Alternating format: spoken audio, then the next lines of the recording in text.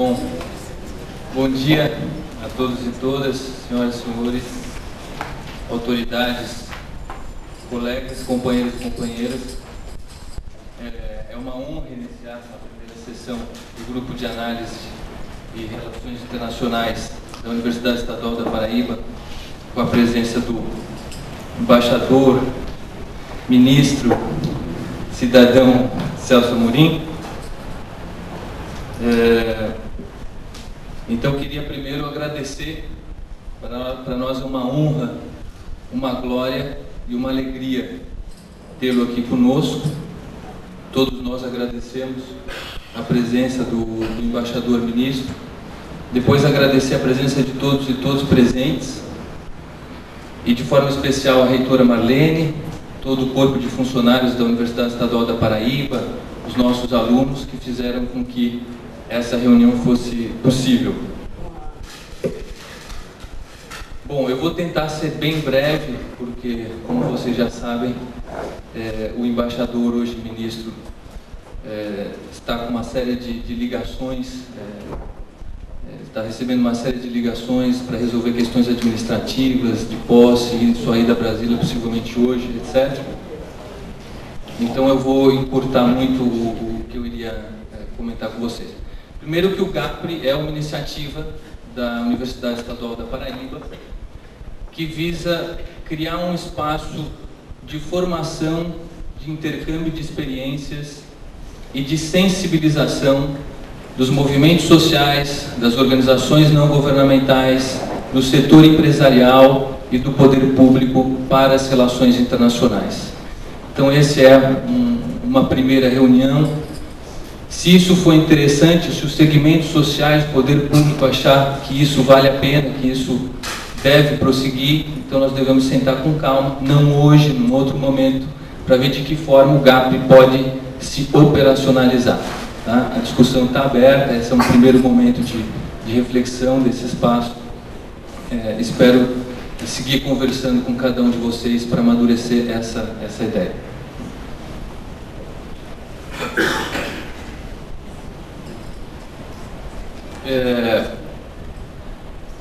Sobre o embaixador, o ministro, o cidadão Celso Amorim, é muito difícil fazer uma apresentação, vou tentar ser bem breve e um pouco heterodoxo. Acho que uma das virtudes, Celso, não podia deixar de mencionar isso, do embaixador, do ministro Celso Amorim, é a união entre a sua atividade intelectual, entre a sua postura enquanto professor, enquanto pensador, e ao mesmo tempo, ou seja, esse rigor intelectual e ao mesmo tempo uma capacidade de ação prática de homem de Estado, de gestor sem igual. Isso não é dizer pouco, né? Realmente, nós da universidade sabemos que essa junção entre a capacidade intelectual, o pensar e a ação prática é muito difícil de ser conquistada, de ser encontrada numa personalidade de Estado. Então, o Celso reúne esse rigor do pensamento com essa praxis política. A outra questão também, brevemente, é uma espécie de virtude artística ou criativa do embaixador Celso Amorim, que pode ser encontrada já nos discursos de 93, 94, na Assembleia Geral da ONU, quando ele foi chanceler do presidente Itamar. Rapidamente, eu só queria mencionar isso, que esses embriões da política externa que vieram se concretizar com mais firmeza no governo Lula, eles já estavam lá nos discursos do Celso Amorim, seja na Assembleia Geral da ONU, nos discursos aos formandos do Itamaraty, etc, etc. Ou seja, essa preocupação com a América do Sul, com os países africanos, com a América Latina, tudo isso, de certa forma, já estava delineado em 93, 94. Então há uma, digamos assim, um pensamento de vanguarda, uma criatividade, uma importância realmente dessa figura de Estado, desde os anos 90 até o período atual. Portanto, realmente é um homem da República, né?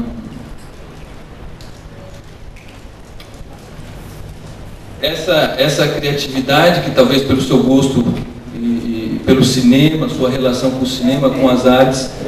Talvez daí tenha tido um pouco a influência para essa criação que o Celso Amorim imprimiu nas relações exteriores brasileiras nas últimas décadas. Obviamente que existe toda uma tradição, até hoje, pensar uma espécie de linhagem do pensamento de política externa do Brasil, né, que vem de Santiago Dantas, Araújo Castro, Afonso Arinos, quizás Azeredo da Silveira e Celso Amorim, mas a criação e essa forma protagonista realmente é ímpar no caso do embaixador. Então, eu queria agradecer novamente a presença de todos e todos, é uma honra, glória e alegria tê-lo aqui conosco, e eu passo a palavra para a nossa reitora Marlene.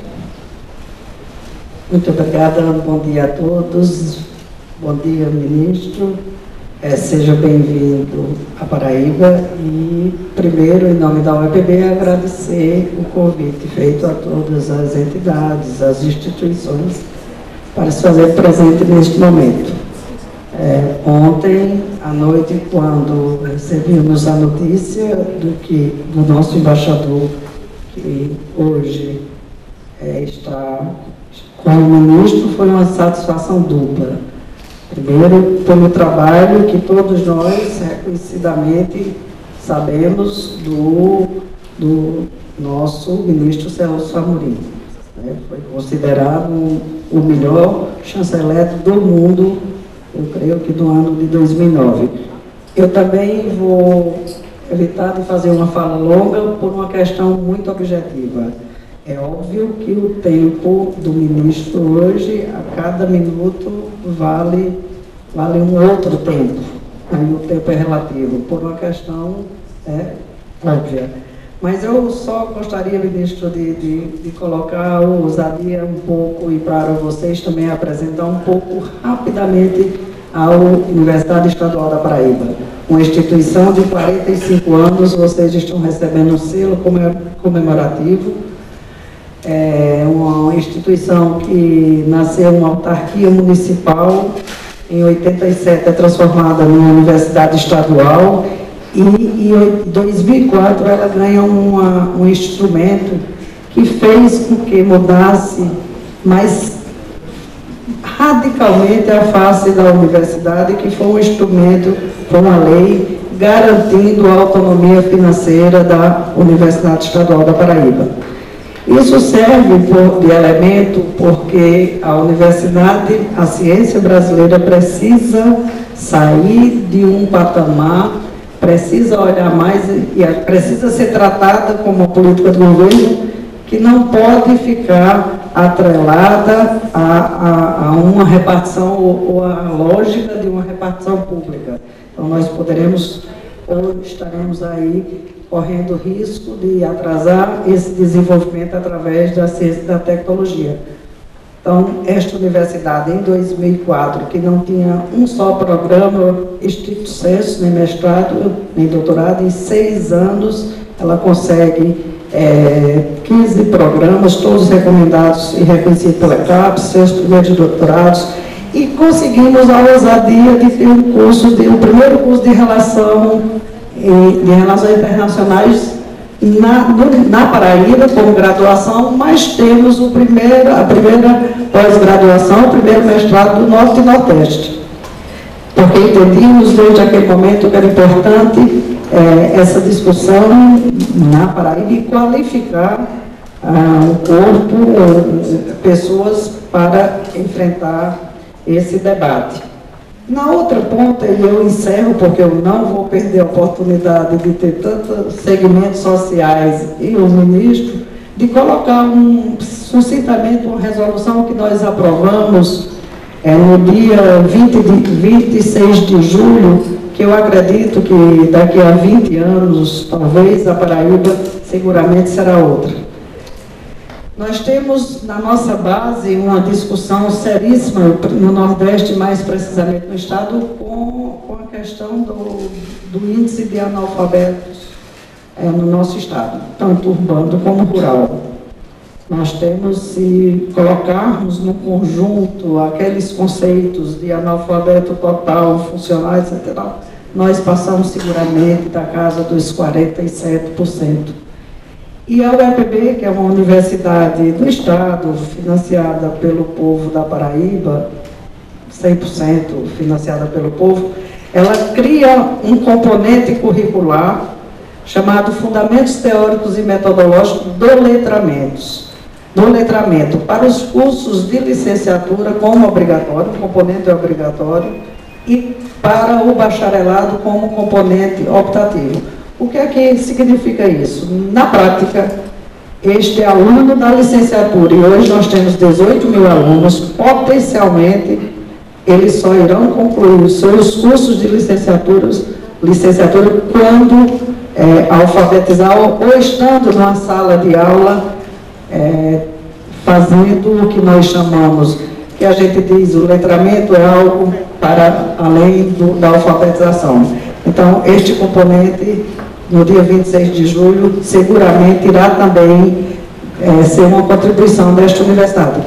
Então, é uma universidade que tem um rigor acadêmico, um rigor científico, que busca se consolidar como um polo de desenvolvimento do Estado da Paraíba, mas tem também toda uma característica de retribuir ou de entender que precisamos mudar efetivamente pela base, com programas consistentes, a realidade do povo da Paraíba. Obrigada, em nome da UEPB, nós agradecemos muito, muito a sua presença aqui, e isso fortalece a nossa instituição, referendo ao nosso programa. Gostaria de agradecer ao professor Carlos, à professora Juliana e toda a equipe de coordenadores desse evento. Vocês podem imaginar o carinho e o trabalho e o zelo que eles tiveram, assim, tão grande quanto representa a sua figura. Ministro, muito obrigada e parabéns pela sua nova missão, que tenho certeza que será de importância fundamental para o Brasil. Obrigada.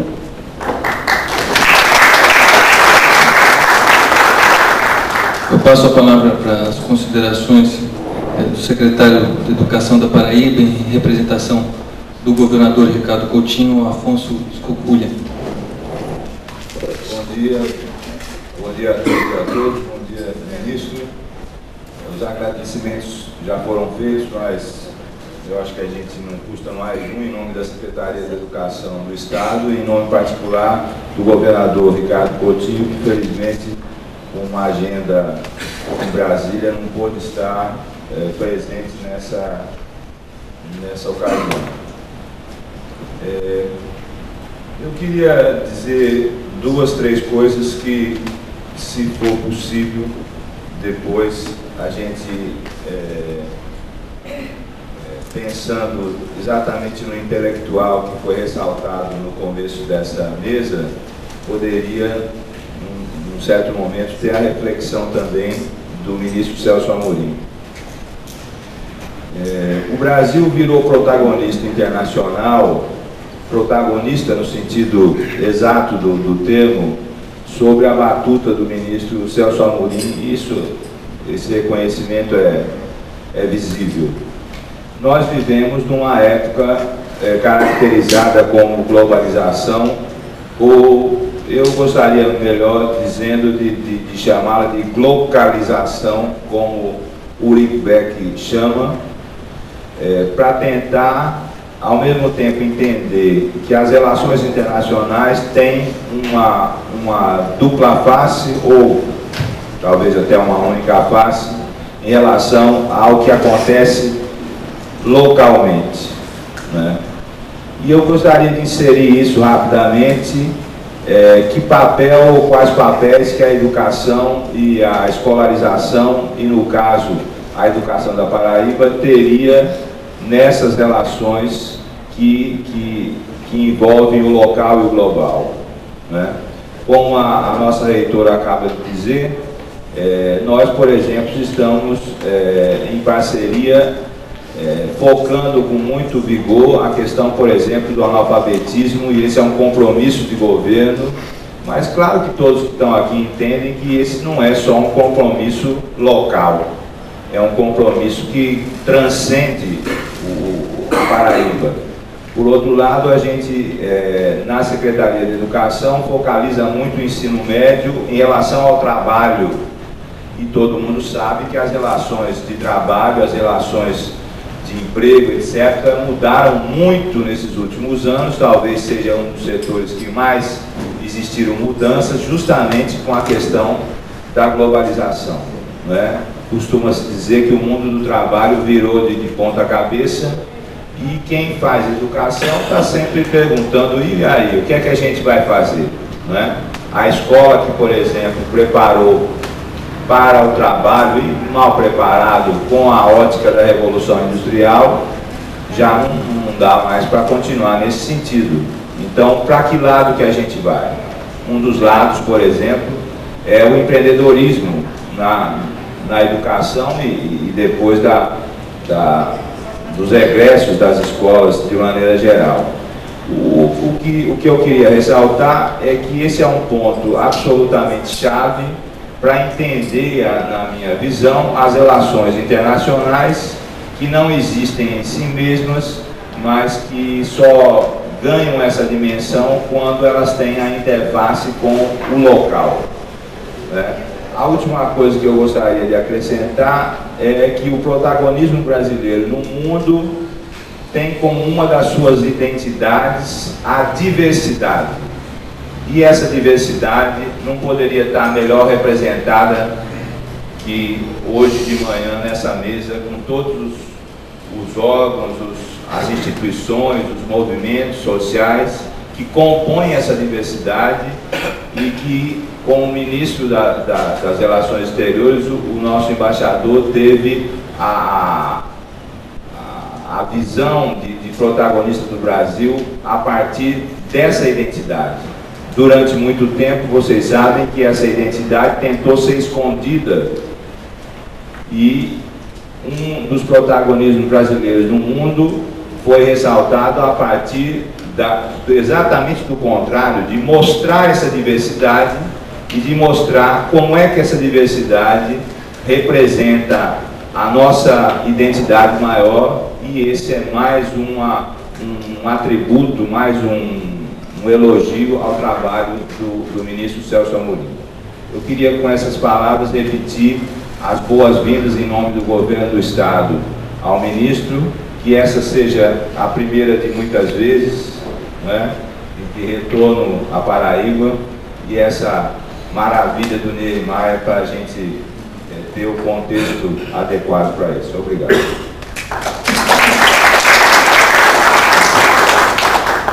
Obrigado a todos e todas. Eu acho que seria interessante para que o ministro tenha ciência de todos os movimentos das universidades, setor empresarial aqui presente, que rapidamente vocês fizessem uma apresentação dizendo o nome e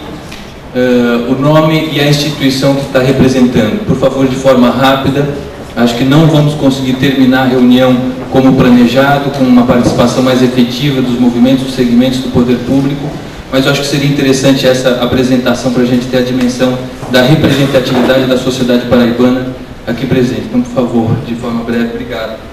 Bom dia, meu nome é Naide Castro, eu estou representando o secretário Renato Feliciano, da Secretaria de Turismo e Desenvolvimento Econômico do Governo do Estado da Paraíba.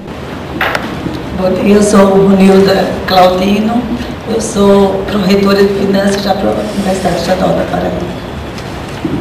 Meu nome é Wilber Jacome, sou presidente da Companhia Docas da Paraíba. Meu nome é João Ricardo Coelho, estou representando a Arquidiocese da Paraíba. Marcelo Sá, sou proreitor de Pesquisa e Extensão da Universidade Federal de Campina Grande.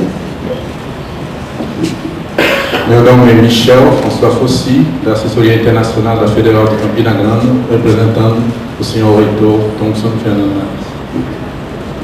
Eu sou Aldo Maciel, sou vice-reitor da Universidade Estadual da Paraíba. Marcos Henriques, representando a Central Única dos Trabalhadores e o Sindicato dos Bancários da Paraíba. Edgley Luiz Santos, representando a diretora do SESC, Serviço Social do Comércio da Paraíba. Eula Jansen, representando a Escola Superior da Magistratura. Vitor Hugo, presidente do Sinifisco, Sindicato dos Auditores da Receita Estadual. Almir Nóbrega, sou secretário de Finanças do Partido dos Trabalhadores e sou diretor de formação política sindical do Sinifisco PP.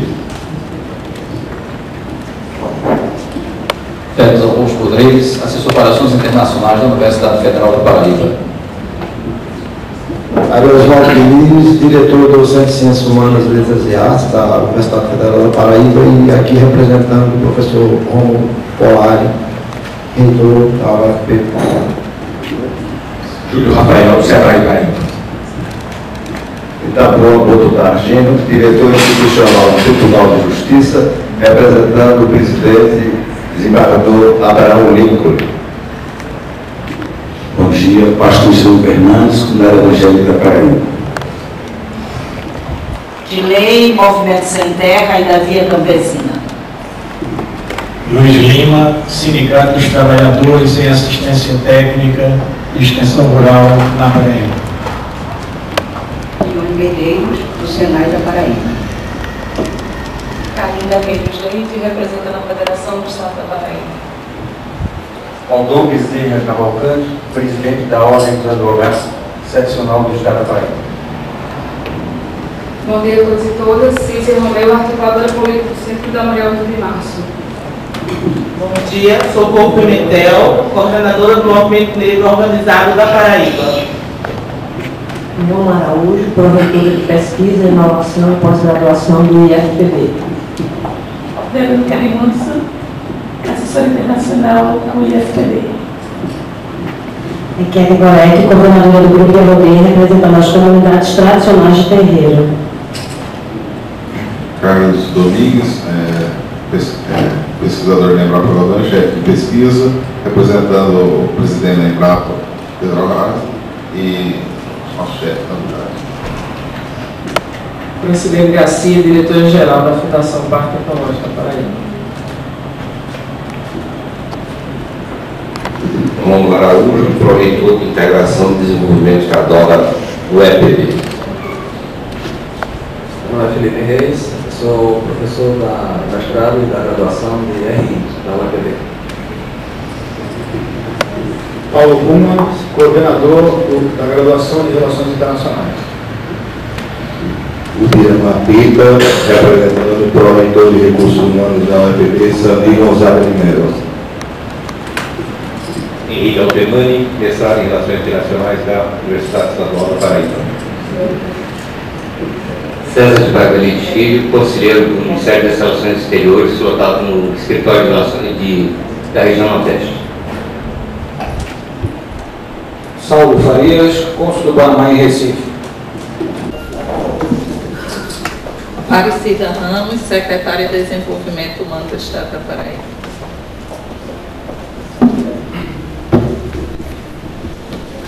Obrigado a todos e todas, Auguri.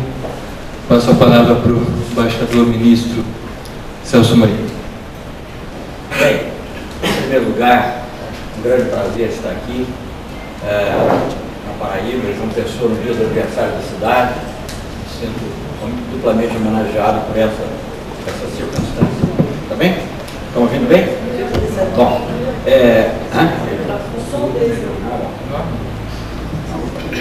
muito bem, esse fala mais.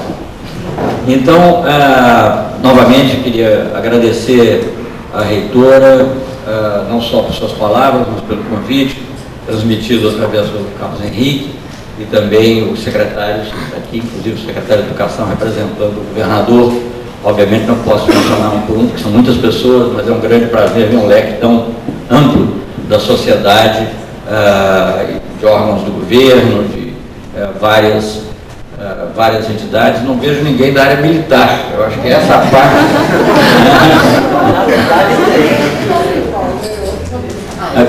Eu sou obrigado. Estou na reserva. Muito bem.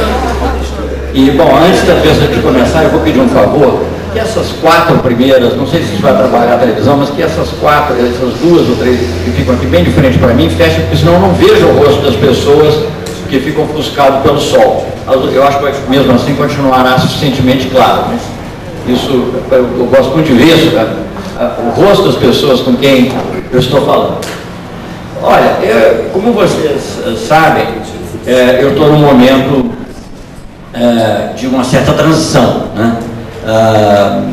Quando eu aceitei esse convite, eu era um ex-ministro mais dedicado à reflexão e ao diálogo. Ao diálogo continuarei sempre a estar, mas, digamos, um diálogo muito livre, né? Até uma coluna que eu tenho na Carta Capital, eu denominei Radical Livre. Eu acho que isso eu não vou poder continuar sendo um radical livre, não sei se posso continuar a ser radical livre, espero ser, mas obviamente dentro sempre dos parâmetros de quem faz uma política de Estado para quem serve a um governo. Então é um momento um pouco especial, até do ponto de vista psicológico para mim, porque essa transição impõe naturalmente algumas outras reflexões. O meu pensamento, de alguma forma, já devia estar se concentrando naquilo que eu vou fazer, naquilo que eu fui convidado pela presidenta Dilma para fazer, mas eu não quis cancelar esse evento. Primeiro porque eu tive a notícia mesmo certa, dada pela própria presidenta, ontem à noite, quando eu já estava jantando aqui à beira-mar, num restaurante muito agradável, que eu não sei se por uma coincidência ou trabalhada chamar o olho do Lula, né?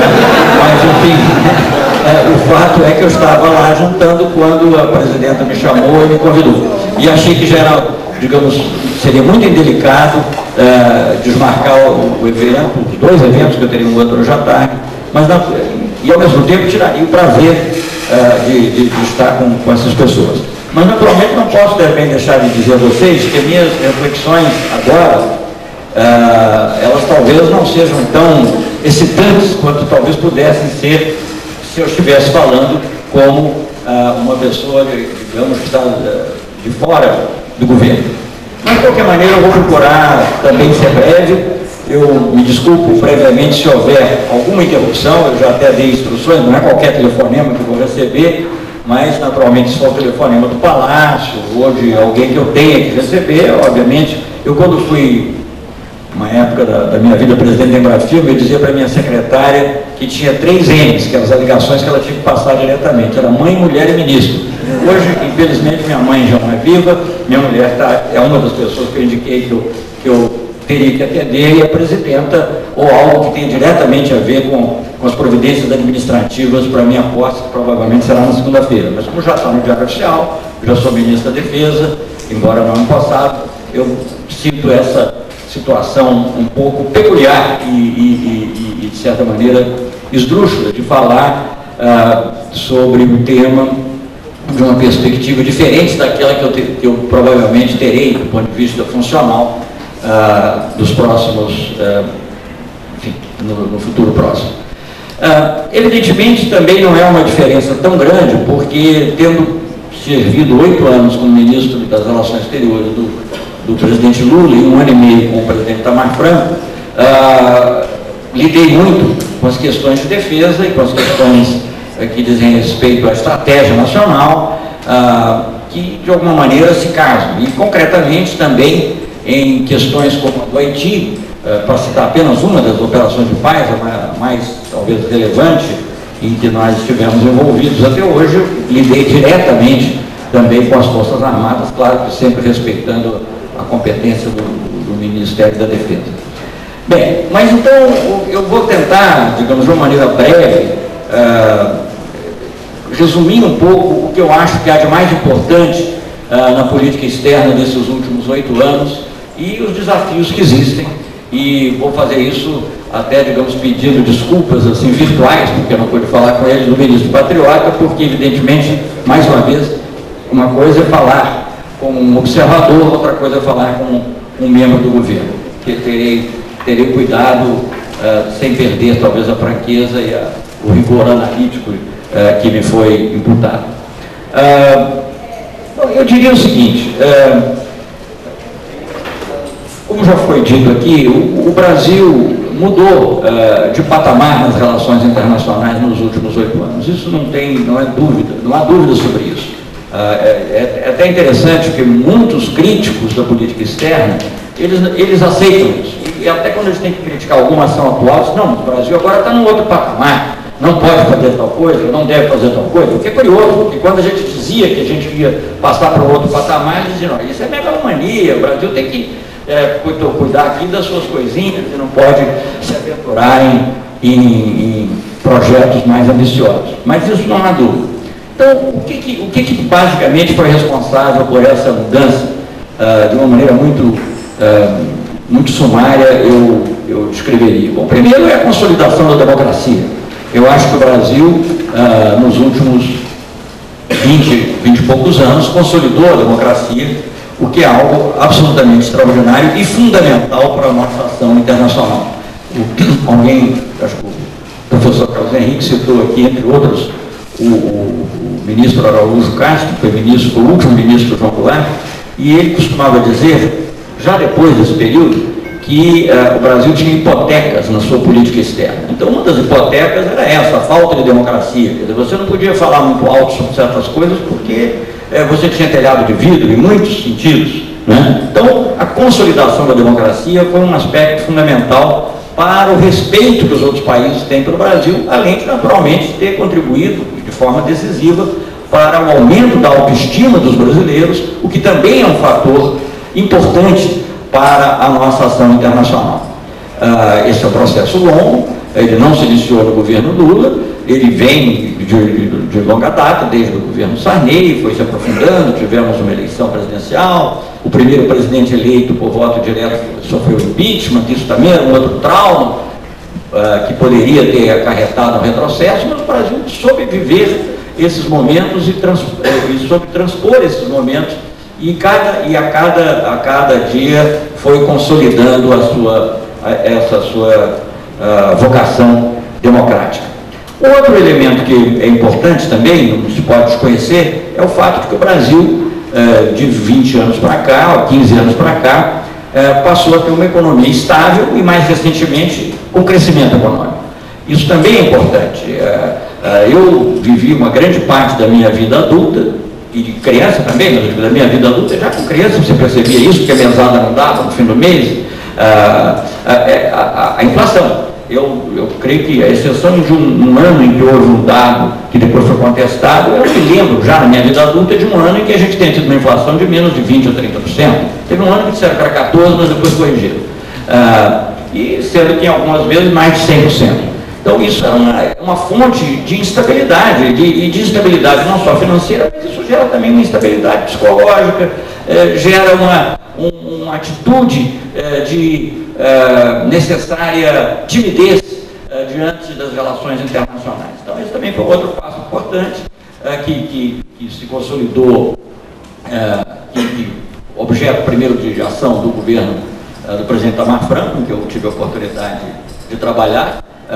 O então ministro Fernando Henrique foi responsável também pelo Plano Real, depois se consolidou no seu próprio governo, mas ainda estava ameaçado, porque a credibilidade externa do Brasil ainda era muito discutida. É até curioso a gente notar isso, porque a gente lê os comentaristas internacionais hoje falando de como o Brasil evoluiu, e os problemas que enfrenta hoje, mas de outra natureza totalmente diferente. Mas eu era embaixador em Londres, na época do período eleitoral, em 2002, e a percepção de alguns comentaristas, inclusive de grande, não digo nem esses comentaristas mais, digamos assim, com aspas ou sem aspas, neoliberais, alguns assim mais críticos da economia em geral, com uma visão mais aberta, como é o Martin Wolf, por exemplo, um economista muito conhecido, escreve para o Financial Times, acho que agora até é da Câmara dos Lordes lá. Ele dizia, não, o Brasil não resistirá à má relação entre dívida e PIB, Produto Interno Bruto. E ele dizia que se fosse eleito Serra, o Brasil ia quebrar em, sei lá, 5 anos. Os anos não são precisos. Se fosse o Lula, ia quebrar imediatamente. Então essa era a visão que havia sobre ele. Ia quebrar de qualquer maneira, era uma questão só de saber quanto tempo levaria. Bem, foi eleito o Lula, aquele que ele disse que levaria a uma falência imediata, e ao contrário, se consolidou a estabilidade econômica e se criaram bases, inclusive, para o crescimento econômico. Então esse é o segundo fator importante para que o Brasil pudesse atuar no mundo de uma maneira mais livre e usando uma palavra que talvez depois eu volte a ela, para desassombrada. Né? Eu gosto muito da palavra desassombrada, porque desassombro significa não ter medo da própria sombra. Né? E o Brasil antes tinha medo da sua própria sombra. E isso foi uma das coisas que mudou no Brasil. Bem, e o terceiro fator também muito importante, e todos esses fatores de alguma maneira estão ligados, mas o terceiro fator muito importante, e esse seguramente se desenvolveu de maneira muito mais clara no governo Lula, foi a diminuição da desigualdade. Porque a maior chaga que a sociedade brasileira tem é a desigualdade. E o que ocorresse no Brasil, com crescimento ou sem crescimento, eu não posso dizer com inflação ou sem inflação, porque era sempre com inflação, mas enfim, o Brasil, a desigualdade aumentava. Há um famoso índice que os economistas conhecem, que é o índice de Gini, e esse índice sempre piorava. Eu tomei conhecimento dele ainda na época do governo militar, eu estava vivendo no exterior, e me lembro de um economista americano, Albert Fischel, que estudando o problema da distribuição de renda no Brasil, apontava esse fato, como a distribuição de renda era ruim e piorava.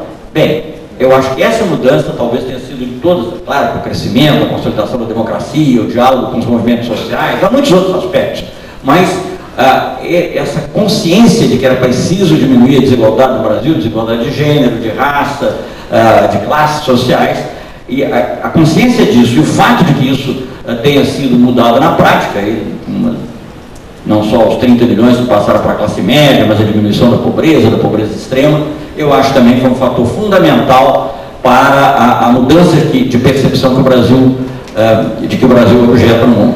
Mas não só isso, é que mesmo antes dessa mudança se operar plenamente, o fato de que nós estávamos empenhados nesse projeto, um projeto que procurava transformar o Brasil num país mais igualitário, mais justo, também melhorou a nossa disposição. Isso foi percebido fora. Então aí eu entro num quarto fator, que eu citei três, mas tem um quarto fator que é o fator psicológico.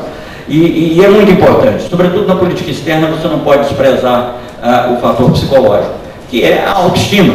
Eu me lembro que nos primeiros dias que eu tive que falar publicamente, como ministro escolhido, não ainda nomeado, mas escolhido pelo presidente Lula, numa cerimônia pública, eu não tinha nem conversado muito, eu tinha tido umas duas conversas em que eu mais falei do que eu vi, então não tinha assim, uma orientação precisa em relação a tempo, eu podia intuir um pouco, mas enfim, não tinha tido uma discussão mais profunda, mas eu, pela conversa que eu tive com o presidente Lula, eu tinha que falar, e era para falar muito rápido, uns 3, 4 minutos, que eram vários ministros que estavam sendo apresentados naquele dia, 5 minutos, eu disse, me concentrei num aspecto da atitude, né? Porque como não ia poder tratar de todos os temas, ALFA, OMC, Conselho de Segurança, Iraque, etc., isso ficou para depois, com os discursos de posse dele, sobretudo e do meu também, eu me concentrei na questão de atitude e disse que o Brasil iria ter uma política altiva e ativa, porque eu achava que isso era realmente o que estava sendo necessário. O Brasil precisava mudar a sua atitude externa. E a eleição do presidente Lula, que de certa maneira realizou aquilo que o presidente Obama nos Estados Unidos se propôs a fazer,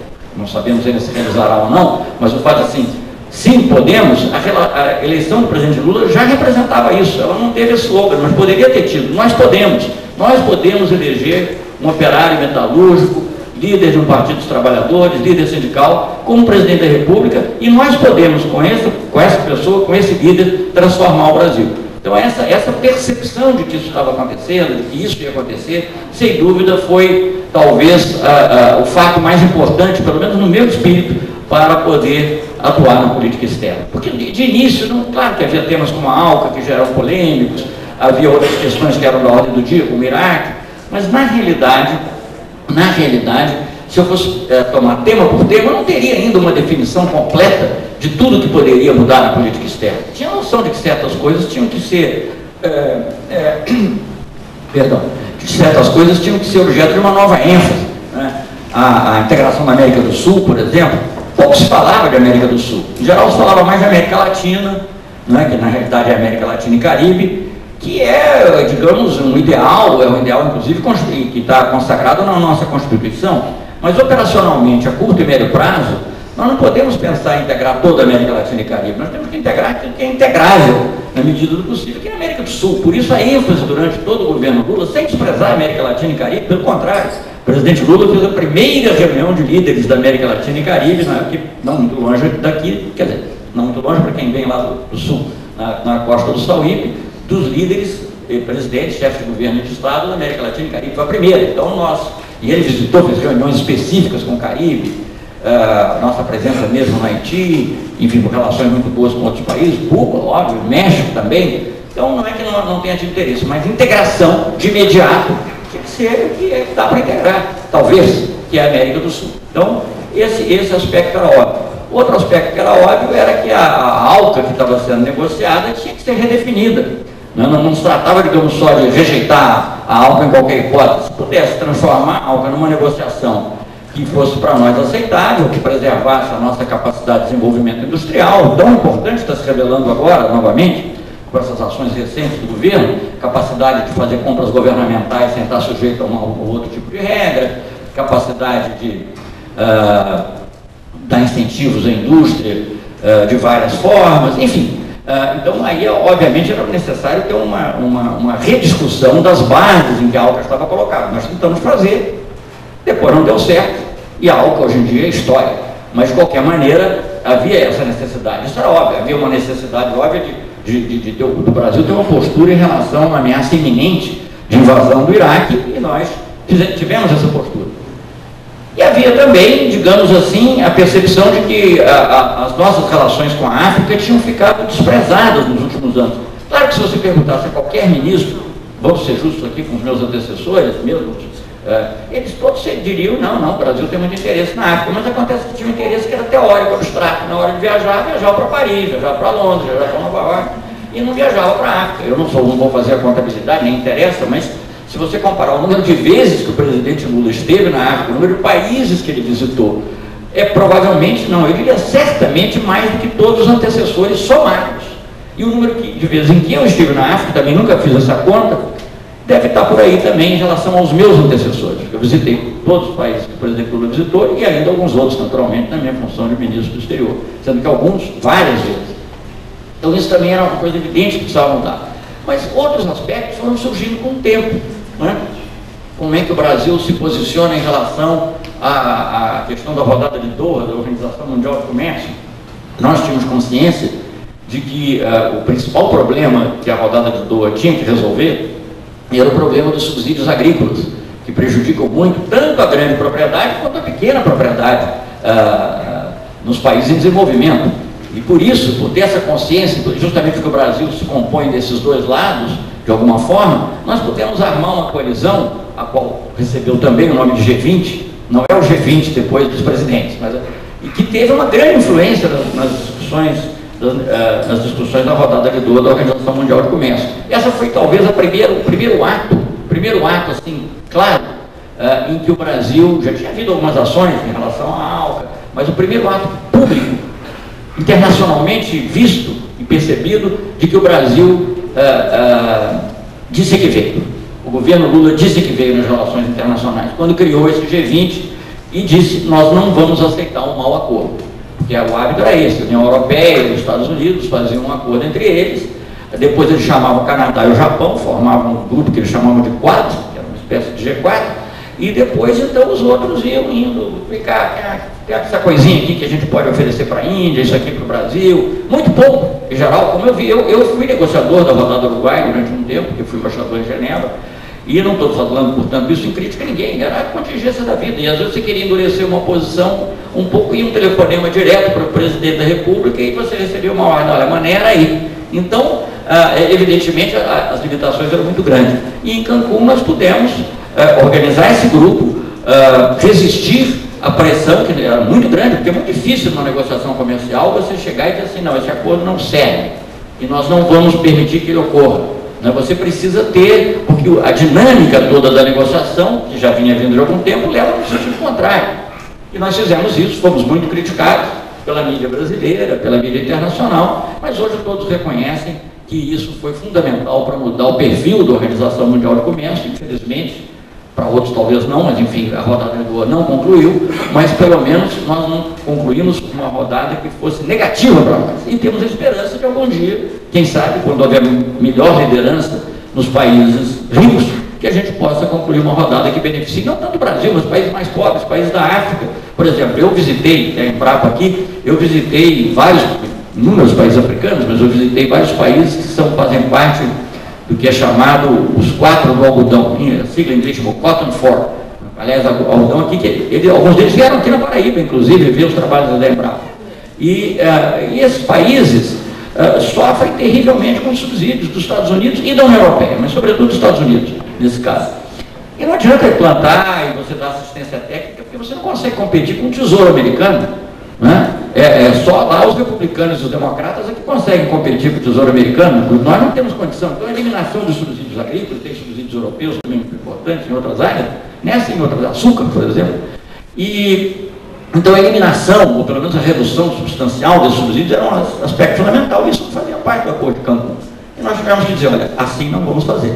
Queriam que nós fizéssemos concessões em produtos industriais, que fizéssemos concessões em regras de investimento, fizéssemos concessões em compras governamentais, e o que estava sendo oferecido em agricultura, e sobretudo em subsídios, eram promessas vagas, linguagem ambígua, lista de produtos que ia ser definido. Bem, graças a essa aliança que juntou países como o Brasil e a Argentina, vamos dizer, países que são altamente competitivos na área agrícola, com países como a Índia, que tem base na agricultura familiar e na pequena propriedade, países como a Tanzânia, que é um país de menor desenvolvimento relativo, e para citar apenas alguns, né, vários outros da América Latina, da África, e com base nesse grupo nós conseguimos fazer com que, primeiro, impedir um mau acordo, e com o tempo foi visto que o nosso papel não era só um papel de impedir o negativo, mas também de construir o positivo. Fomos chamados de novo para a negociação e as coisas foram avançando.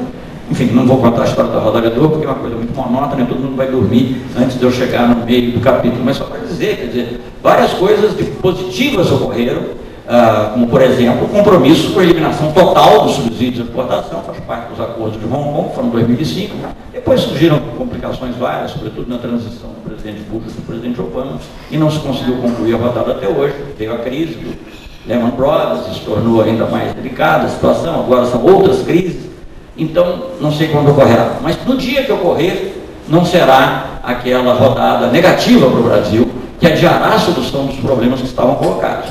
A mesma coisa em relação à ALCA, nós já disse aqui, e foi uma negociação às vezes difícil, houve momentos, porque toda a trama da negociação, trama não estou usando aqui no sentido conspiratório, estou usando uma metáfora, todo o tecido das negociações, ele estava feito de tal maneira que era muito difícil para que os nossos interesses fossem levados em conta. Por quê? Porque no acordo da ALCA, nas negociações da ALCA, estavam envolvidos países que ou já tinham feito acordos de livre comércio com os Estados Unidos, como era o México, então já tinha feito todas as concessões difíceis, o que o Brasil viesse a conceder era ganho líquido para ele, porque abriu o mercado, e ao mesmo tempo, politicamente, ainda ajudava a justificar o que eles tinham feito antes, porque houve muitas críticas posteriores no México e, digamos, um país grande como o Brasil vir a fazer concessões semelhantes a que eles tinham feito, seria um ganho político.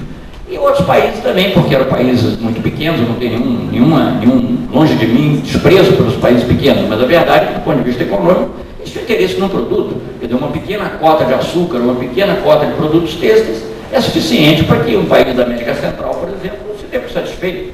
Eles não têm pretensão de desenvolver uma indústria de medicamentos, uma indústria de software, a maioria deles, pelo menos, né? Não estou dizendo todos, uma indústria de bens de capital. Já o Brasil tinha e tem. Então, vocês que têm um polo tecnológico aqui na Paraíba sabem da importância, inclusive, do apoio do Estado a isso.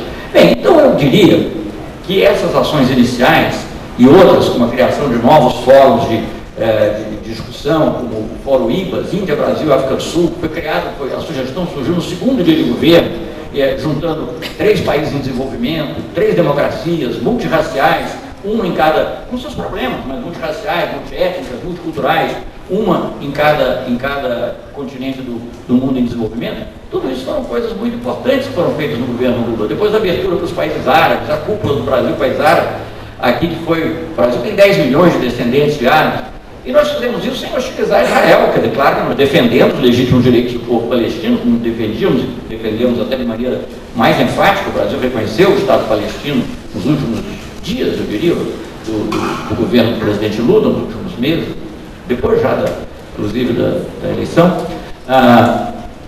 mas com respeito também a Israel, porque a gente sabe que é preciso um diálogo, que essas coisas terão que ser resolvidas também por diálogo. Então, foram tomadas várias atitudes desse tipo. O Brasil, quando veio a crise financeira global, o Brasil estava preparado para enfrentá-la, graças em grande parte a essa diversificação de parceiros. Quer dizer, o Brasil não dependia de um único mercado, diferentemente, eu estou citando o México, não tem nenhuma crítica, não é uma questão, é uma questão do destino. Tinha um presidente mexicano que dizia: pobre México, tão longe de Deus e tão perto dos Estados Unidos. Né? Mas eu não estou... O fato é que, talvez para ele não tivesse muita alternativa, não sei, não me cabe julgar, mas o fato é que o comércio tudo bem com os Estados Unidos, já antes de ter o NAFTA, era mais de 70% com os Estados Unidos, hoje em dia 90%. Mas o Brasil não, o Brasil tinha uma base de diversificação e nos interessava aumentar essa diversificação. E aumentou mesmo. Quando nós fomos à África a primeira vez, a primeira grande viagem que o presidente Lula fez à África, muitas críticas: por que está perdendo tempo? Uma bobagem, inclusive do ponto de vista da identidade nacional, essa viagem é importante, né? Do ponto de vista político, no sentido mais profundo da palavra. Mas além desse, sociológico, eu diria, mas além desse interesse sociológico político, também é bom negócio. O nosso comércio com a África aumentou, multiplicou-se por 5 durante o governo Lula. Caiu um pouquinho com a crise e está se recuperando, não sei se recuperou totalmente, porque eu não tenho as últimas estatísticas. Uma das coisas que você descobre quando você deixa de ser ministro é que as informações param de fluir, né? Mas, enfim, quintuplicou. E a África, hoje, eu gosto de citar esse número porque é muito expressivo, assim, para quem... A África, se fosse um país isolado, nos números de 2008, se eu não me engano, ela seria o nosso 4º parceiro comercial do país. E ele, chama-se Calesto Juma, e ele é uma pessoa muito inteligente, e ele tem uma frase que eu acho excelente, que não poderia ser mais gratificante, e que nós não poderíamos ter inventado nenhuma frase melhor se quiséssemos fazer propaganda da nossa cooperação técnica. Ele diz, ou das possibilidades de cooperação técnica, ele dizia: para cada problema africano há uma solução brasileira. Eu não sei se é totalmente verdadeiro, mas que é muito bonita a frase, e é muito estimulante para que haja essa cooperação. Então a percepção existe também do outro lado, não é só o Brasil voluntaristicamente querendo ir ao outro lado. Eu dei o nome de um artigo meu: a África tem sede do Brasil. Foi a percepção que eu tive na minha primeira visita à África e continua dessa forma, acho que até de maneira mais forte. Bem, então isso tudo gerou uma oposição muito mais sólida do Brasil quando houve a crise, e nós estávamos mais preparados. Foi muito interessante ouvir também vários economistas, inclusive economistas liberais, ou digamos assim, que costumavam criticar certas opções políticas nossas, política comercial sobretudo, dizerem: não, o Brasil se escapou da crise pelo mercado interno, interessante também, porque eles também não favoreciam tanto o mercado interno assim, e porque não depende de um único mercado ou de 2 únicos mercados. Então o nosso comércio é altamente diversificado hoje em dia. O nosso maior parceiro comercial, que é a China, é 14% do nosso comércio. Os Estados Unidos, acho que é 10% mais ou menos. A Argentina está encostando, não sei se passará ou não os Estados Unidos esse ano. O Mercosul já é mais do que a Argentina, em termos de parceria comercial. Perdão, o Mercosul é mais do que os Estados Unidos. Então, e descobriram, por exemplo, quando começou a chamada Primavera Árabe, as revoluções nos países árabes, descobriu-se, inclusive, que o maior superávit comercial que o Brasil tinha, região por região, era com os países árabes.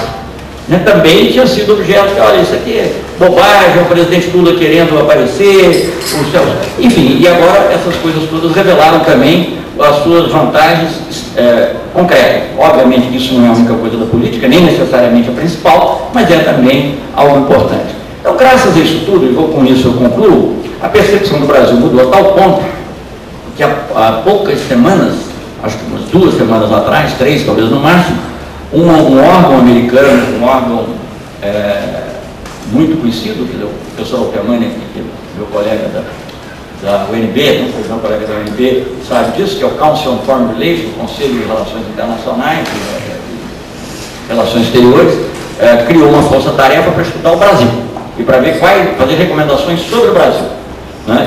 E essa força-tarefa, ela tem várias conclusões interessantes.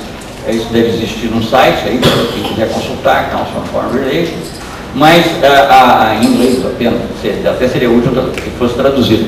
Mas essa força-tarefa, ela chega a várias conclusões, inclusive recomenda que o presidente Obama apoie, não da maneira morna que ele fez, mas de uma maneira decidida, a entrada do Brasil no Conselho de Segurança, coisa que também a oposição sempre tinha dúvidas ou fazia críticas, dizia que isso não interessava, etc.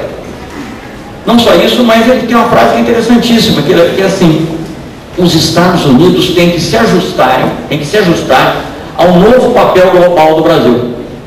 Aqui era sempre ao contrário, nós temos que nos ajustar ao que os Estados Unidos pediam, ao que o FMI pedia, ao que os europeus pediam, né? E agora não, você vê uma frase desse tipo. Nós foi criado ao longo, eu fui muito criticado, o presidente Lula também, por não termos concluído o acordo com a União Europeia, e lá para mais ou menos no início do segundo mandato do presidente Lula, um pouquinho depois, a União Europeia nos propôs uma parceria estratégica com o Brasil. Ela que propôs, não fomos nós que propusemos, ela que propôs.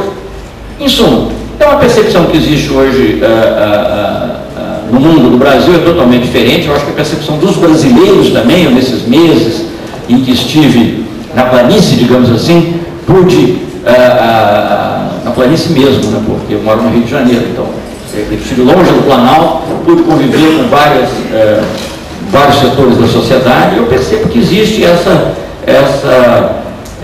nova atitude, uma atitude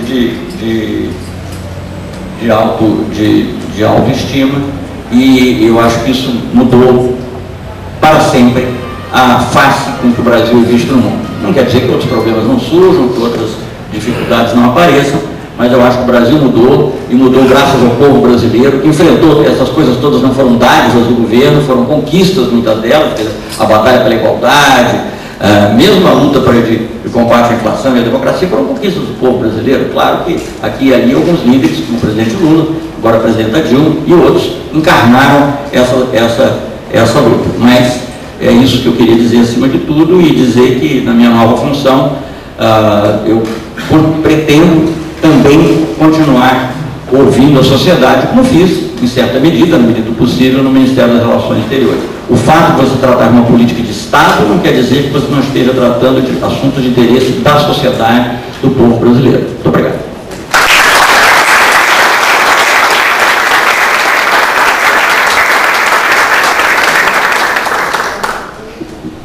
Bom, eu vou abrir a palavra, nós temos acho que aí uns 30 minutos para consideração dos presentes, fazer um bloco de 4 inscrições. Seria interessante pelo menos a gente ter a participação dos setores dos movimentos sociais, sociedade civil, depois bloco empresarial, as universidades e obviamente setor público. Aparecida pediu a palavra, por favor. Bom dia a todos, bom dia ministro. Eu quero parabenizá-lo. Não é à toa que, estando na Paraíba, às vésperas hoje do nosso aniversário aqui, recebeu a notícia, né, que para a gente reveste de uma importância pelo trabalho que foi exercido nesse período que esteve à frente aí das relações internacionais do nosso Brasil. Parabenizar o EPB. Quero dizer que não é à toa que nós temos uma reunião tão representativa.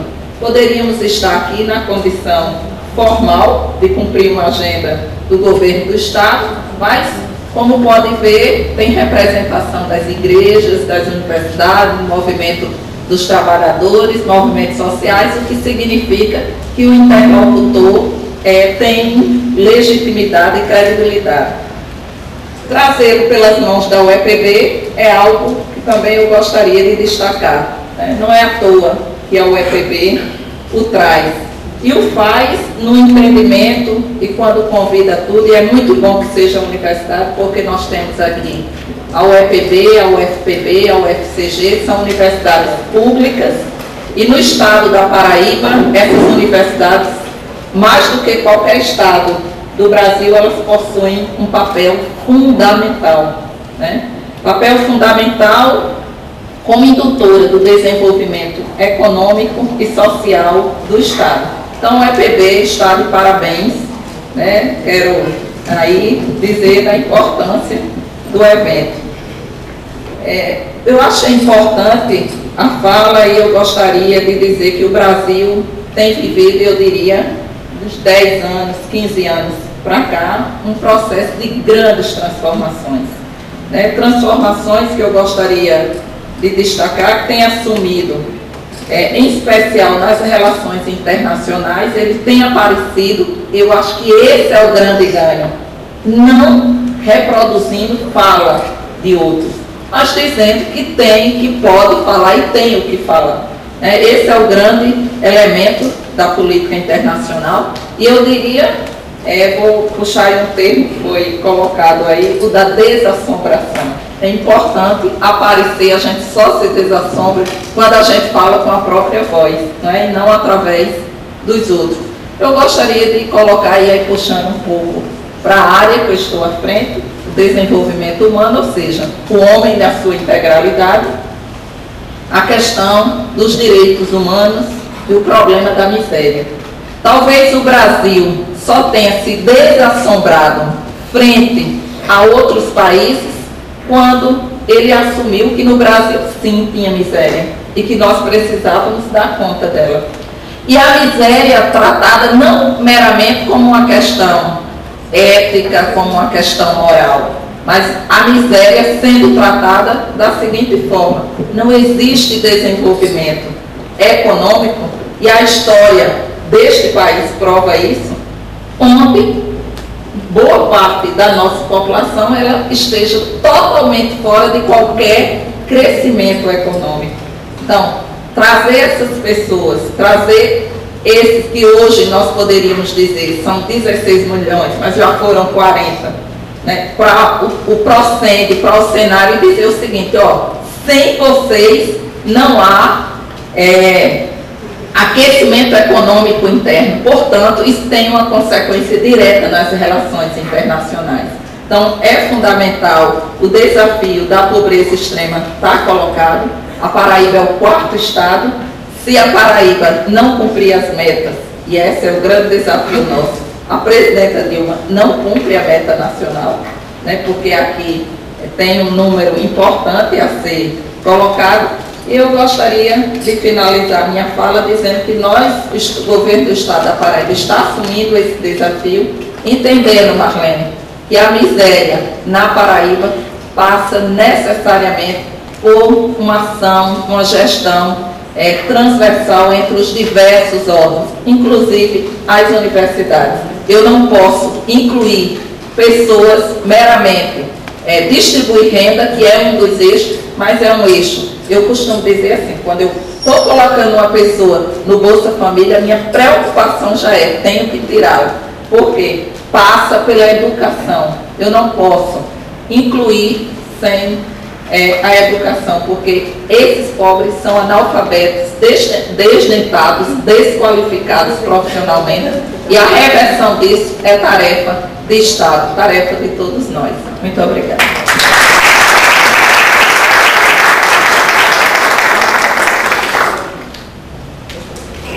Pediu a palavra aos sindicatos bancários, por favor. Repete o nome. Bom dia, Marcos Henrique, sindicatos bancários, Central dos Trabalhadores. Parabéns, ministro, pela nova nomeação. Acho que muito do sucesso do governo do presidente Lula deve ser sua atuação solidária com os países e uma atuação muito altiva. Tem algumas perguntas aqui. Por exemplo, queria que o senhor falasse um pouco sobre os acordos bilaterais. A gente sabe que com a extinção da ALCA, tivemos alguns acordos bilaterais que, em determinado momento, grande parte do mercado interno se queixa por conta de muitos produtos que entram, principalmente da China e tal. A gente sabe que a balança comercial, a China é um grande parceiro na balança comercial, mas eu queria que o senhor falasse um pouco sobre esses acordos bilaterais, como eles foram realizados e o custo-benefício para o nosso país. Segundo, eu queria saber também sobre a questão das empresas que entram no Brasil, empresas multinacionais, como é que é feita essa universalização no que diz respeito ao tratamento aos trabalhadores. Porque, por exemplo, o HSBC, que é um banco internacional, ele está demitindo, vai demitir mais de 600 trabalhadores, enquanto que em outros países a demissão praticamente não existe. Então, se existe alguma trava para que esses bancos, não só bancos, como por exemplo o Walmart, que é uma empresa de mercado, como é feita, se existe algum filtro, alguma relação para respeito ao trabalhador brasileiro, coisa que a gente não percebe dessas empresas que vêm para o nosso Brasil, vêm para o nosso país, usufruem da nossa terra, e tratam muito mal aos nossos trabalhadores. E também queria que o senhor falasse um pouco sobre a questão da agricultura. A gente sabe que hoje o Brasil tem uma grande parte da agricultura familiar. Eu queria saber se existe algum programa para que esses pequenos agricultores possam exportar, alguma política que seja através de cooperativas.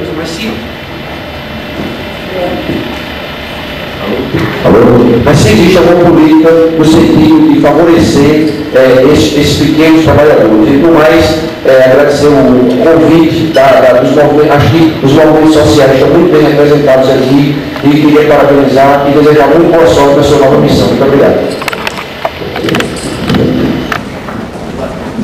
Eu vou buscar ser o mais sucinto possível e objetivo, em razão até da entrada da hora e a participação de outras pessoas. Ministro, primeiro, parabenizar a Vossa Excelência pela futura investidura no cargo, agradecer em nome dos advogados e do povo brasileiro a sua atuação na política internacional. A minha pergunta vai para dois momentos, uma política internacional e uma segurança nacional, aquela que o senhor vai assumir a partir de agora. É com a questão da Amazônia. Eu estive recentemente na Argentina e há uma preocupação sistemática também daquele povo em relação à invasão da Amazônia. E eu falo da Amazônia brasileira e como vai ficar a nossa soberania, porque ao que se custa e ao que se propaga, seria uma zona internacional. Como o Brasil vai tratar essa política com os países vizinhos? Essa questão da soberania nacional, da questão da Amazônia, e como tratar com os países vizinhos. Bom dia a todos e a todas, senhor embaixador, ministro, as demais pessoas da mesa e aqui presente. Eu quero, em nome do movimento Socorro Pimentel, Movimento Negro, quero agradecer em nome da nossa entidade o convite formulado de podermos estar aqui sendo representados. Aqui foram feitas suas falas, parabenizo toda a explanação e da nossa secretária Cida. Eu vou em cima das duas falas com relação à etnia negra deste país, a identidade um pouco sofrida no constante das lutas diárias. Algumas falas foram importantes, como focos: pobreza, escolarização, dignidade humana, exercício pleno da cidadania. Partindo desses pontos e o que foi elencado pelas falas do ministro e da secretária, eu questiono ao ministro e o embaixador até então: o que é que pode ser feito nessas relações internacionais, sobretudo na relação Brasil-África, Brasil, já que somos um país multirracial, multicultural? Como falar de umas políticas afirmativas que venham contemplar de fato e de direito a população negra brasileira no tocante à saúde, à educação, a questão do que falou a nossa secretária da fome e da miséria, que a fome e a pobreza tem uma cor, e essa cor é negra. Eu gostaria que o senhor se posicionasse com relação a essas políticas que são implementadas, mas de fato não acontecem para nós. Gostaria de parabenizar também ao novo ministro e Nós japoneses dizemos assim, se o boi soubesse a força que ele tem, não deixava botar cangalha. E o nosso país, se ele soubesse a força, não é? Nós somos dos países mais ricos do mundo nesse momento histórico, não é? Por causa das riquezas naturais que nós temos hoje concentradas nesse país. Então, não dá para negar que houve enormes avanços no governo Lula. Mas me parece que nós temos que ser um pouco mais solidários, com ações solidárias com os países. Por exemplo, nós no MST hoje temos uma brigada no Haiti, trabalhando voluntariamente. Pergunto qual é a contribuição para esses companheiros que estão lá do Estado brasileiro. Então, eu acho que assim, a nossa relação, ela não pode ser uma relação de mercadoria, simplesmente de comercialização, mas ela tem que ser também uma relação de solidariedade entre os povos. E aí a gente pega os países mais pobres, como Cuba, quando houve o terremoto no Haiti, no outro dia estavam lá, né, milhares de cubanos médicos contribuindo. Então, às vezes, aqui no Brasil a gente tem um potencial, mas tarda muito no sentido de contribuir com a solidariedade desses países. E por último, Paraíba é o estado do Brasil que tem doutor por metro quadrado. Tem mais doutor por metro quadrado. Porém, é o estado quarto, estado com maior miserabilidade. Isso é vergonhoso. E nós, pobres, se nós queremos ter médicos ou queremos ter profissionais, nós temos que enviar para outros países pela solidariedade que tem esses países. Como nós temos hoje, enquanto MST, 118 alunos fazendo medicina em Cuba, porque a educação brasileira não nos permite capacitar filhos de pobres para serem médicos. E isso já fazem mais de 8 anos. E nós tínhamos uma expectativa que com o governo Lula podia se revalidar esses diplomas desses companheiros, né, que retornam de Cuba para o Brasil, para exercer a profissão de medicina entre os pobres. Eu acho que esse é um débito, né, que esse governo teria que rever, né, com os pobres, para a gente melhorar, né, a questão da educação, que ela é central para a solução dos nossos problemas. Dizia José Martí, conhecer é resolver. Parabéns ao EPB, porque vai conhecer, mas também vai contribuir com os problemas do povo. Obrigada.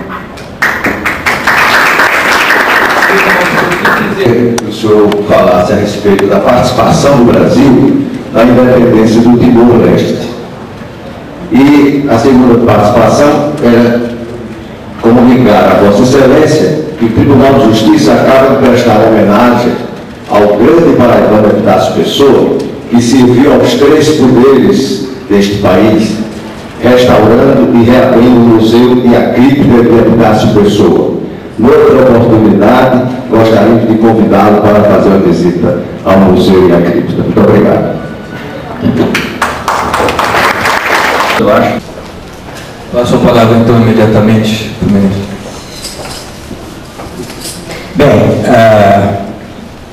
tentar fazer uns comentários rápidos sobre as questões levantadas pela secretária de Desenvolvimento, Aparecido. Estou de pleno acordo com tudo que ela disse, eu não tenho nenhuma necessidade de elaborar sobre isso. Eu acho que é muito difícil você tratar dos direitos humanos sem tratar da miséria, da pobreza, da doença, porque tudo isso se resume numa única palavra, né? Quando você fala em direitos humanos, parece que são muitos direitos, você pode exercer um sem exercer o outro, e não é possível. Quer dizer, e a palavra que eu acho que, a meu ver, resume isso tudo, é a palavra dignidade.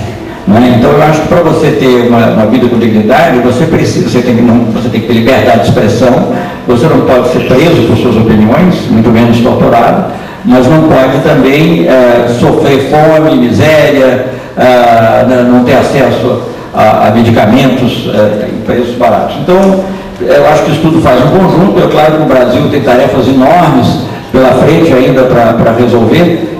Eu me lembro, recentemente eu tive que fazer fui convidado para fazer uma palestra, quando ele era ministro, sobre Joaquim Nabuco, e ele dizia que a escravidão vai projetar sua sombra por décadas e décadas e décadas da vida brasileira, e a gente sabe que é assim, né?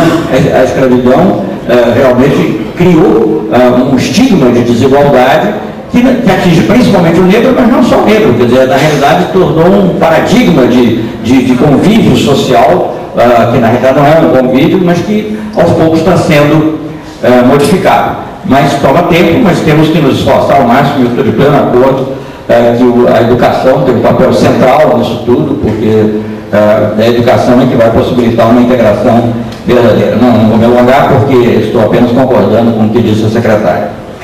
Com relação às perguntas feitas pelo Henrique, da CUT, bom, acordos bilaterais não é bem o caso, porque os acordos que nós fizemos, quando a ALCA, as negociações da ALCA chegaram em impasse, ou mesmo antes das negociações da ALCA chegarem em impasse, a nossa ênfase foi fechar acordos com a América do Sul, com países da América do Sul. Então, o acordo mais importante que se fechou a esse respeito foi um acordo entre o Mercosul. O Brasil não pode negociar sozinho, porque nós fazemos parte daquilo que tecnicamente se chama uma união aduaneira. Então, nós negociamos juntos com a Argentina, Paraguai e Uruguai. Então, o que nós fizemos são acordos com outros países da América do Sul.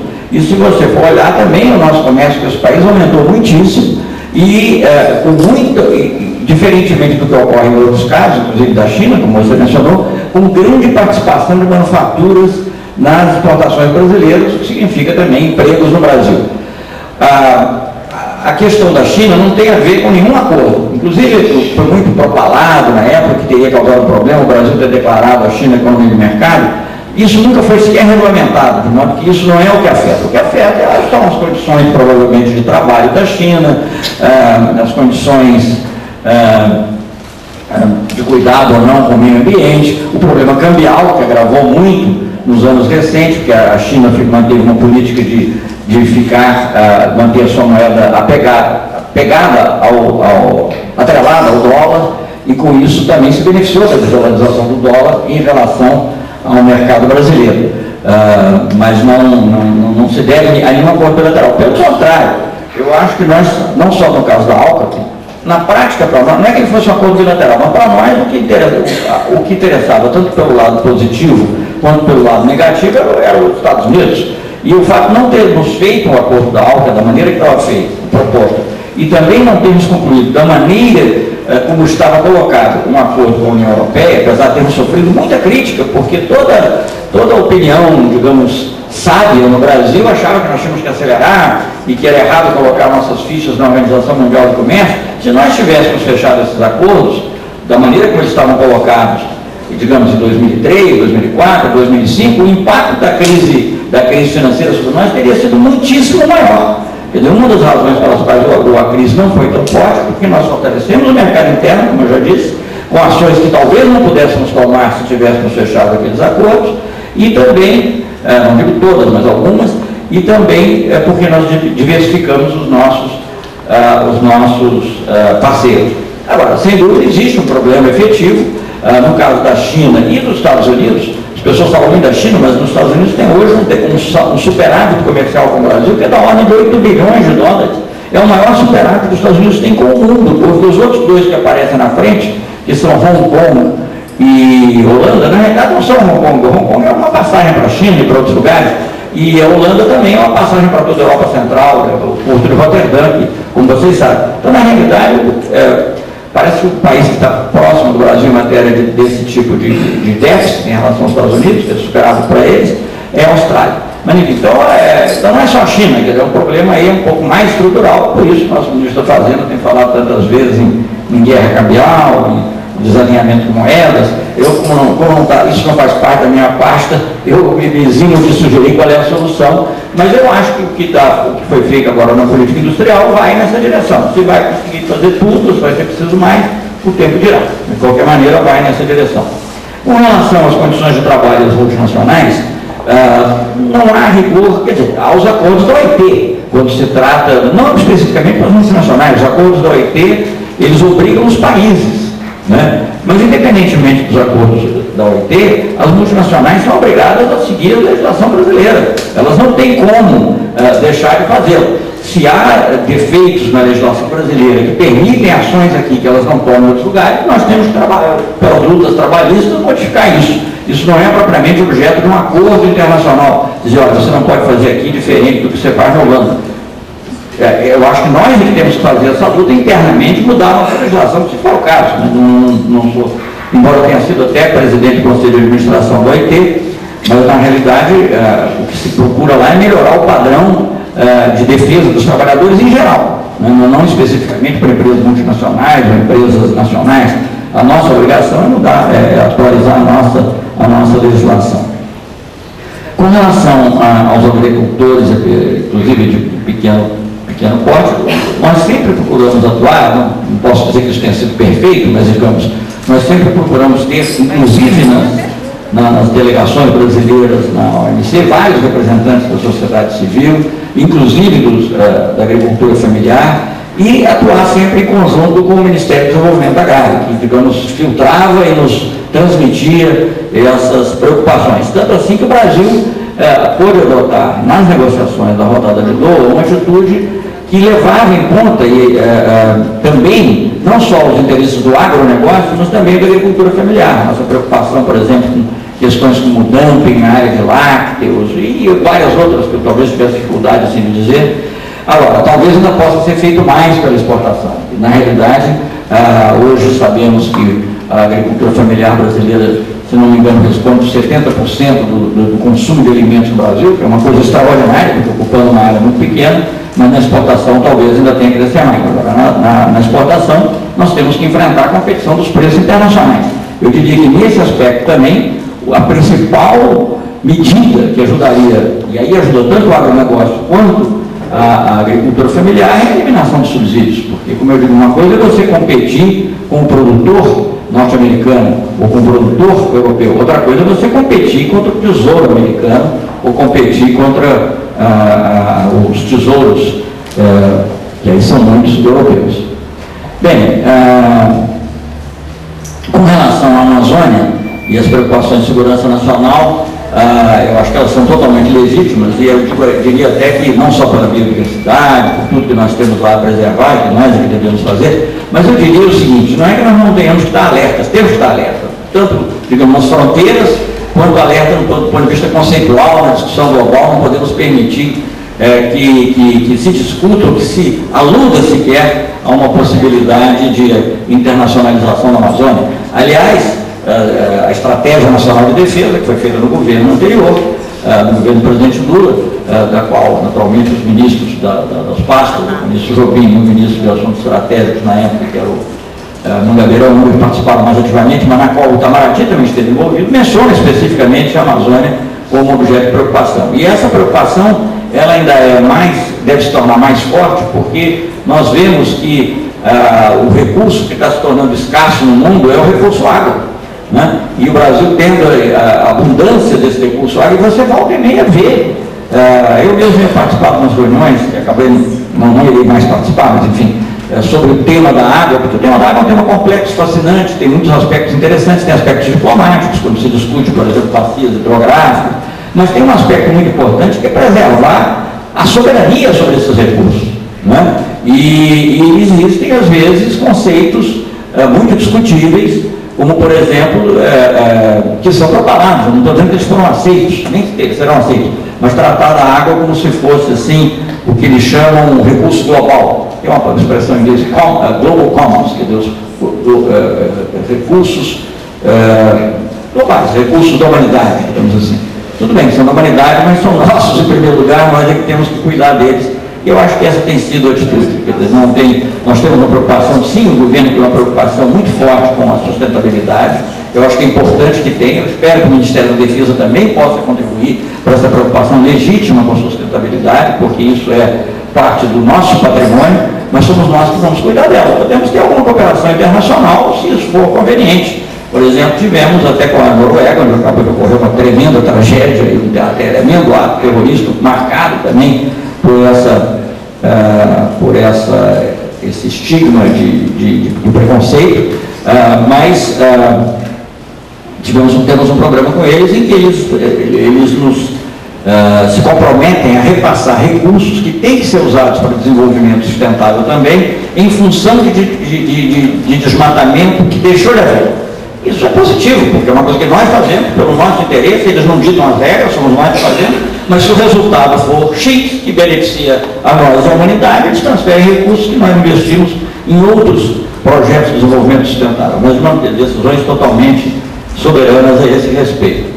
Bem, eu acho que o governo Lula fez muito pela causa dos negros no Brasil, mas eu concordo plenamente, há muito ainda que fazer. Eu vou lhe dizer francamente, eu como fui embaixador na ONU, e ministro, e fui embaixador em Genebra, mas vamos dizer embaixador na ONU, eu frequentemente, quando se discutiu uma questão ligada ao preconceito racial, estava meio envergonhado, porque a delegação brasileira não tinha nenhum negro que fosse, quer dizer, a gente falava muito de democracia racial, mas olhava em volta, pelo menos nenhum negro assumidamente negro, né? Quer dizer, tinha, nós todos somos misturados, graças a Deus, mas não tinha nenhum, isso é um lado positivo, mas isso também serviu muitas vezes de desculpa para não fazer o que é necessário em matéria de ação afirmativa.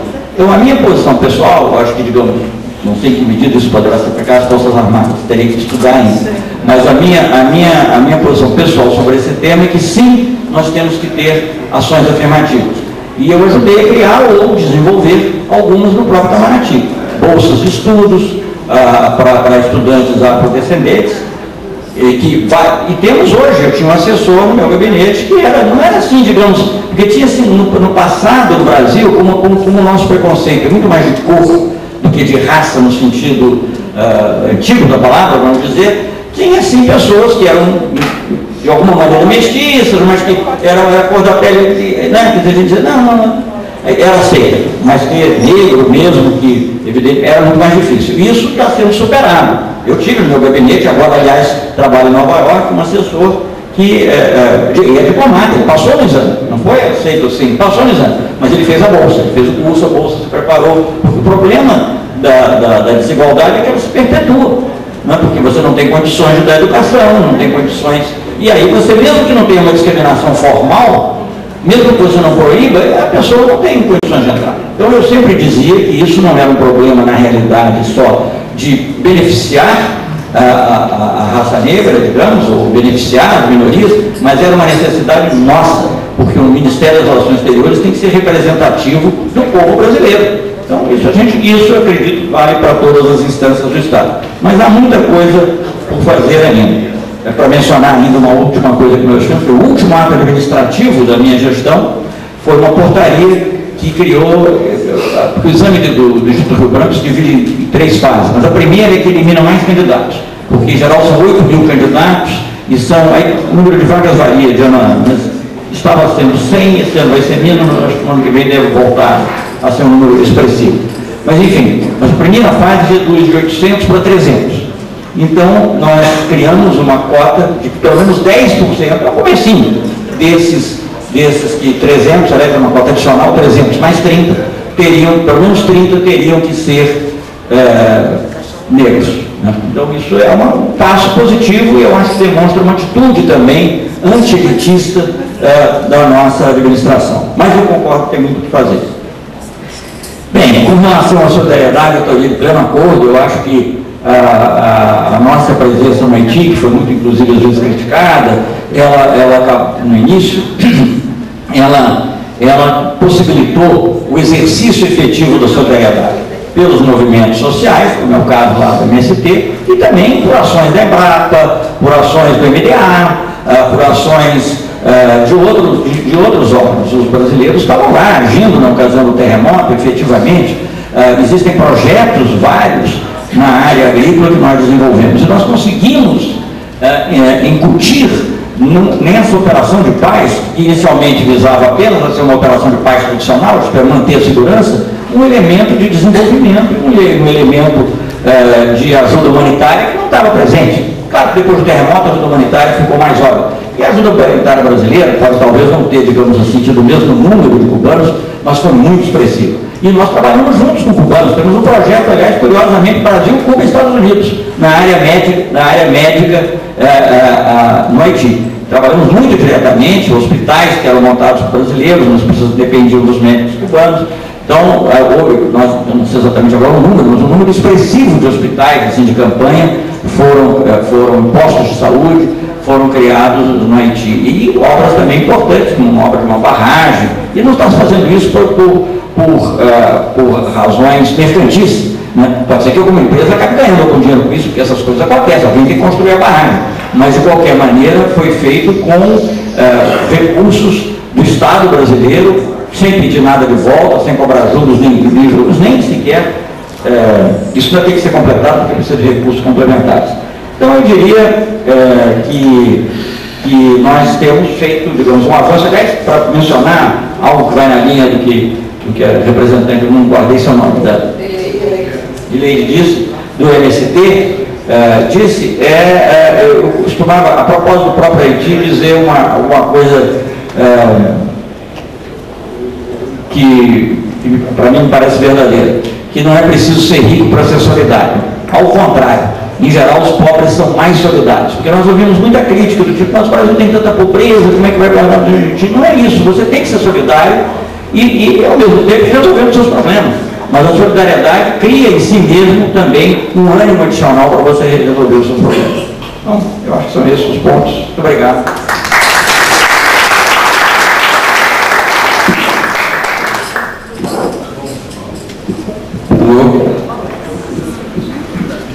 Alô? Bom, então, algumas palavras finais sobre o GAP. Eu acho que foi um sucesso. O Grupo de Análise de Política e de Relações Internacionais é uma iniciativa da Universidade Estadual da Paraíba, pautado em duas grandes convicções, na verdade, em um princípio muito forte da universidade e uma convicção que está um tanto nova. O primeiro princípio e a convicção da Universidade Estadual da Paraíba é de trabalhar diretamente com a sociedade, de trabalhar diretamente com os segmentos sociais, o setor empresarial, com as outras universidades, poder público, etc. Então esse é um princípio e uma característica forte da universidade. É preciso estar junto com a sociedade paraibana. E em segundo lugar, uma convicção que quiçá um tanto recente, da necessidade de trabalharmos mais fortemente na internacionalização do Estado da Paraíba, da sociedade paraibana. Nós temos, vocês sabem, o único programa de pós-graduação de relações internacionais da região norte e nordeste do Brasil. Nós temos um programa que está se consolidando de graduação e de mestrado em relações internacionais, e um pouco por conta desse novo corpo, nós levamos a ideia para a magnífica reitora e ela se empenhou pessoalmente nessa proposta do GAP. Então, existe essa convicção, o movimento da terra já está internacionalizado com a via campesina, o setor empresarial que precisa estar atento aos novos mercados, seja na África, na América do Sul, os governos municipais, o governo estadual, obviamente o algodão, enfim, todos os segmentos, de certa forma, precisam estar conectados e entender as relações internacionais contemporâneas. Acreditamos que isso é um imperativo, um diagnóstico que nós fazemos é imperativo se internacionalizar, obviamente com calma, com coerência, com estudo, etc. E gostaríamos de partilhar essa preocupação com vocês. Esperamos que essa preocupação seja também acolhida por parte dos movimentos sociais, dos segmentos empresariais, etc. E que a gente continue nesse trabalho do GRAP, que posteriormente nós vamos conversar com mais cuidado. Novamente agradecer a presença do ministro, espero que o sucesso pessoal siga no seu caminho, porque isso significa também um sucesso para o povo brasileiro. Muito obrigado. O ministro, ele queria fazer ainda...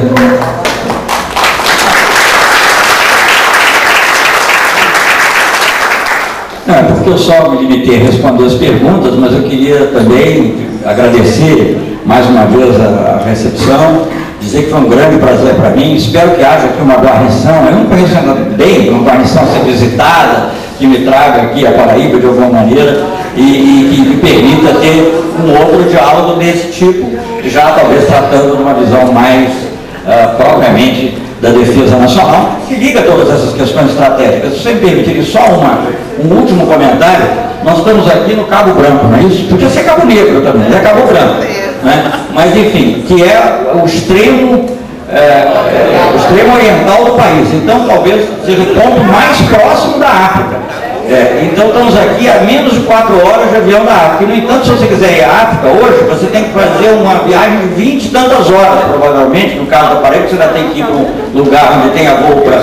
Então isso é uma coisa que tem que ser resolvida. E eu acho que os governos estaduais têm que se interessar por isso, né? Porque não é uma questão que só... eu vou agora, já terminando a minha fala, mas também há um jurista, eu nem concordava com outras coisas dele, porque ele era uma pessoa assim, mais de uma outra linha política, mas era um bom jurista chamado Temístocles Cavalcante, e ele dizia: o homem não vive na União, o homem é uma mulher, vive no município. Então nós temos que tratar do município, do Estado, do poder local, porque eles também é muito importante para esse relacionamento internacional e é muito importante também para uma estratégia de defesa que se baseia, acima de tudo, na percepção da nossa brasilidade. Muito obrigado.